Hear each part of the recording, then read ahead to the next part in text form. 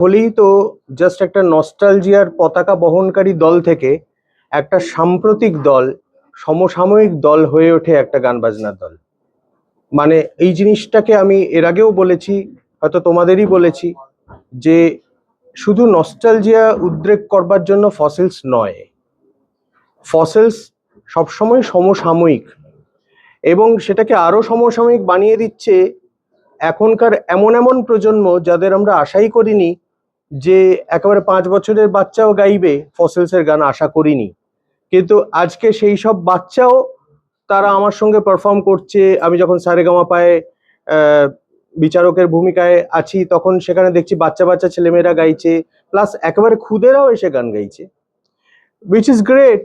আমার মনে হয় যে ওদের কাছে যে গানগুলো সমসাময়িক, সমসাময়িক না হলে ওরা গাইবে কেন? ওরা কেন হঠাৎ করে পুরোনো গান গাইতে যাবে?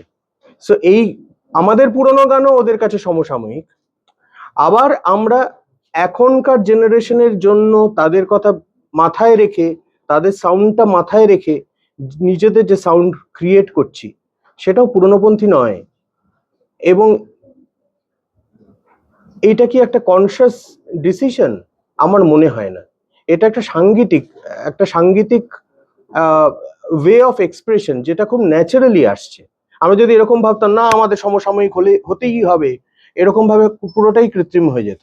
তা কিন্তু নয়, এইটাই আসছে ন্যাচারালি। কারণ আমরা সবসময়ই এখনকার সময়ের আমরা এরকমই ভাবি, পুরনোর আমরা এরকম ভাবি না। আমরা সবসময় এখনকার সময়ের আমরা এইটা ভাবি বলেই আজকে যখন পারফর্ম করতে যাই তখনও মনে হয় যে এইমাত্র বোধহয় স্টেজে উঠলাম। তখন হয়তো কেউ অবাক হয়ে বলতে পারে, আরে এদের মধ্যে তো অনেকেই আছে 50 বছরের ঊর্ধ্বে। কিন্তু আমরা সেরকম ভাবি না। আমরা ভাবি আমরা তো 18 till I die। এবং আমার ধারণা যে কিউ এর সঙ্গে যে পার্টনারশিপ আমরা করেছি সেখানেও এত নতুন নতুন জিনিস এসেছে যে জিনিসগুলো হয়তো বাংলা গানের দুনিয়াতেই এই প্রথম, বা ভারতীয় সঙ্গীতের দুনিয়াতেই এই প্রথম। কাজেই প্রথম যে করে ফেললাম আমরা, সেটার মূলেও আছে এই ভাবনা যে এখনো প্রথম করতে পারি। এতদিন খেলে যাওয়ার পরে মেসি এই প্রথম হ্যাটট্রিক করলেন বিশ্বকাপে, তো তিনিও করতে পারেন। তিনি তো আমাদের এই ধরনের মানুষেরা তো আমাদের দৃষ্টান্ত।